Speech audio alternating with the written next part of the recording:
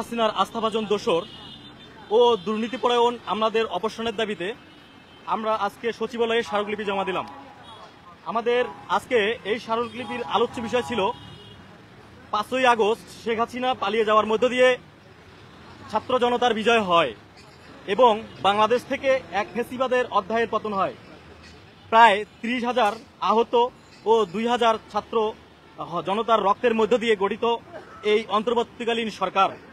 আমাদের অন্তত দুঃখের সহিত বলতে হচ্ছে যে এই অন্তর্বর্তীকালীন সরকার বিভিন্ন দপ্তরে ফ্যাসিস্ট দোসরদের ফ্যাসিস্ট আস্থাভাজন সুবিধাভোগী আমলারা এখনো গুরুত্বপূর্ণ জায়গায় অবস্থান করছেন, যা এই অন্তর্বর্তীকালীন সরকারের কাছে কোনোভাবেই কাম্য ছিল না।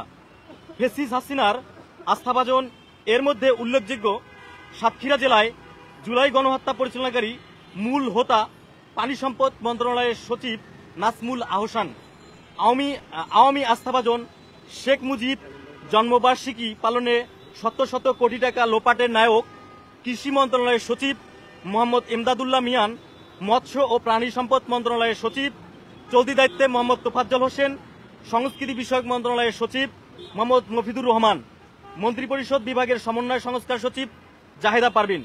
ফ্যাসিস্টদের দোসররা এখনও সচিব হিসেবে থাকায় জুলাই আগস্টের বিপ্লবের সাথে সাংঘর্ষিক। অনতিবিলম্বে সকল চিহ্নিত ফ্যাসিস্ট আমলাদের অপসারণ করে আইনানুগ ব্যবস্থা গ্রহণ করতে হবে।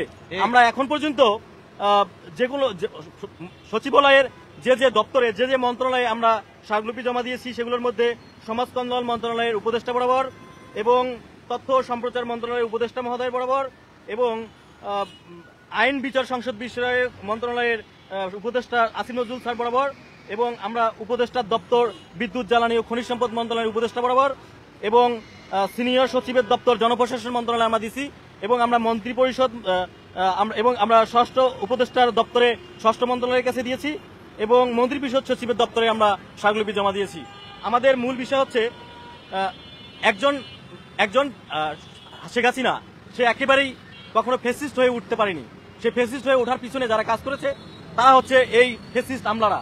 এই ফ্যাসিস্ট আমলাদের কারণে এখন রাষ্ট্রের যে মৌলিক সংস্কার কাজ চলমান রয়েছে সেই মৌলিক সংস্কার কাজ ঠিকভাবে চলতে পারতেছে না, একমাত্র এই ফ্যাসিস্ট আমলাদের কারণে।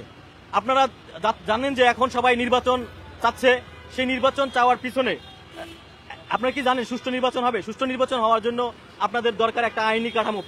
আমলারা যে স্বচ্ছতা, সব দপ্তরে সব মন্ত্রণালয়ে ফ্যাসিস্ট আমলাদের পুনর্বাসন করতেছে। আপনারা দেখেন যে আপনারা কি মনে করতেছেন যে আপনারা যে উপদেষ্টা যারা রয়েছেন তাদেরকে আপনারা যদি এখানে বসানোর ফলে আপনারা নিজের স্বার্থ